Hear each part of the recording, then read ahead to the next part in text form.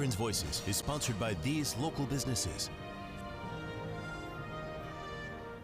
When you step into Thomas Reeves' office at his home in Irwin, you'll find walls full of certificates and accolades from his time in the service, including 5 Valor Awards. In this week's Veterans Voices, he recounts some of the missions that gained him those awards.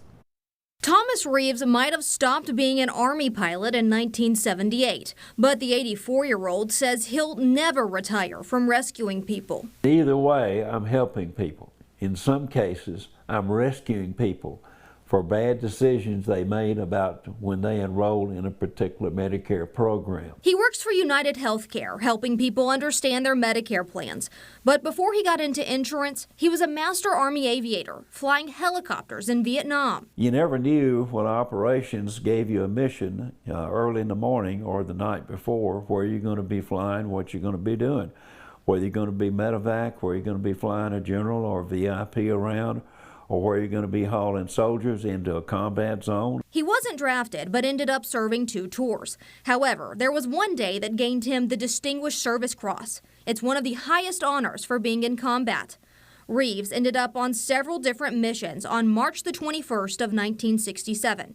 The first was flying the colonel around into different battle sites. It was like being in the movies. I could hear the firing, I could see them rushing through the elephant grass and headed towards the river, firing as they went, carrying this one guy that had malaria. Long story short, he got out, we got him loaded on. My door gunner was firing the M60 machine gun to repel the enemy. That's what gained him the Air Medal for Valor.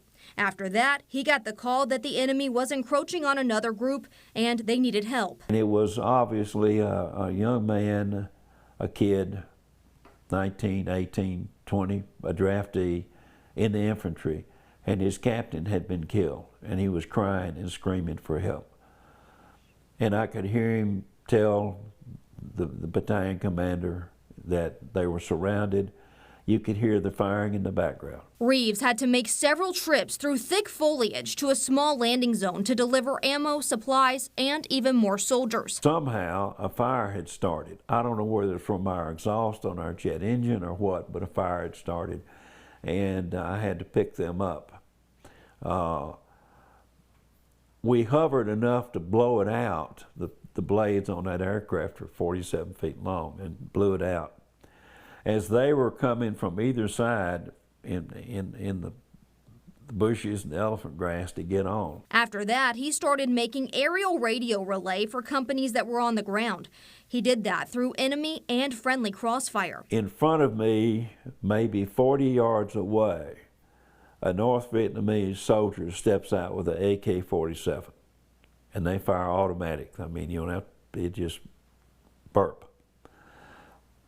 And he's looking right at me, and the only thing that's protecting me is a little bit of glass in my windshield.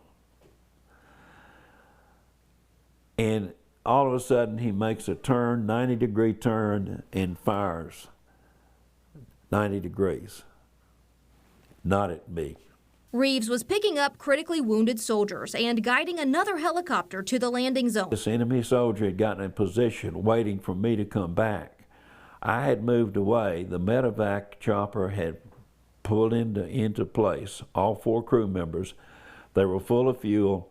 He hit them with a B-440 rocket in the bottom of the aircraft, and it blew up, a tremendous explosion. Reeves found that mortar enemy and helped bring in attack helicopters to take them out too. Now, Reeves told me that he logged 17 hours of flight time in that 20-hour day. Now, he did retire from the Army as a master Army Aviator, and he later spent time as a pilot with the Tennessee National Guard. You can nominate a veteran who served our country and share their story for our ongoing Veterans Voices series. Just log on to our website and click the Community tab.